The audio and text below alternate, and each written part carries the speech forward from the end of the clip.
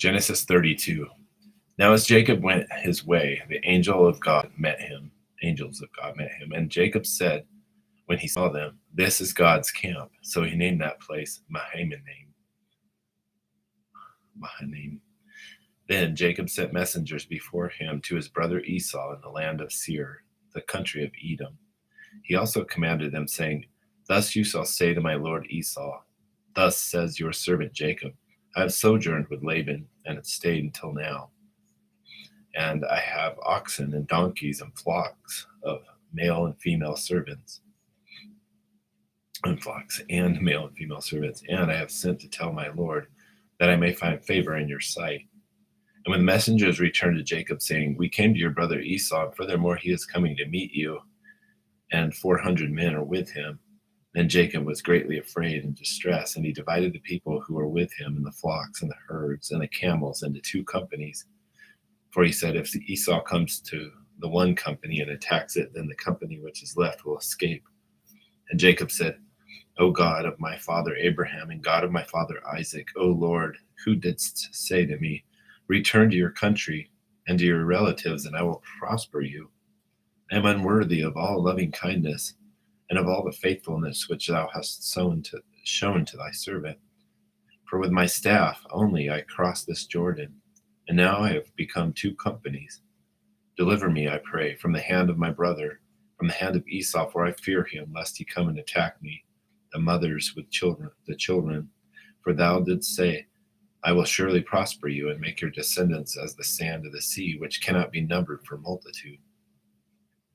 So he spent the night there, and then selected from what he had with him a present for his brother Esau, 200 female goats and 20 male goats, 200 ewes and 20 rams, 30 milking camels and their colts, 40 cows and 10 bulls, 20 male donkeys and 10 male donkeys.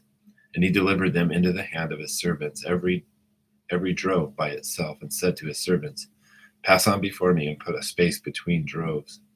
And he commanded the one in front, saying, "When my brother Esau meets you and asks you, saying, 'To whom do you belong? And where are you going? And to whom do these animals in front of you belong?' Then you shall say, 'These belong to your servant Jacob. It is a present sent to my lord Esau. And behold, he also is behind us.'" Then he commanded also the second and the third and all those who followed the drove, saying, "After this manner you shall speak to Esau when you find him. And you shall say, 'Behold, your servant Jacob also is behind us.' For he said, I will appease him with the present that goes before me. And then afterward I will see his face. Perhaps he will accept me." So the present passed on before him, while he himself spent the night in the camp. Now he arose the same night and took his 2 wives and his 2 maids and his 11 children and crossed the ford of Jabbok. And he took them and sent them across the stream, and he sent them whatever he had. Then Jacob was left alone, and a man wrestled with him until daybreak. And when he saw that he had not prevailed against him, he touched the socket of his thigh. So the socket of Jacob's thigh was dislocated while he wrestled with him. And then he said, "Let me go, for the dawn is breaking." But he said, "I will not let you go unless you bless me." So he said to him, "What is your name?" And he said, "Jacob." And he said, "Your name shall no longer be Jacob, but Israel, for you have striven with God and with men and have prevailed." Then Jacob asked him and said, "Please tell me your name." But he said, "Why is it that you ask my name?" And he blessed him there. So Jacob named the place Peniel, for he said, "I have seen God face to face, yet my life has been preserved."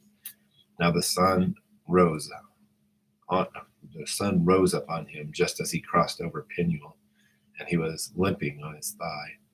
Therefore to this day the sons of Israel do not eat the sinew of the hip, which is on the socket of the thigh, because he touched the socket of Jacob's thigh in the sinew of the hip.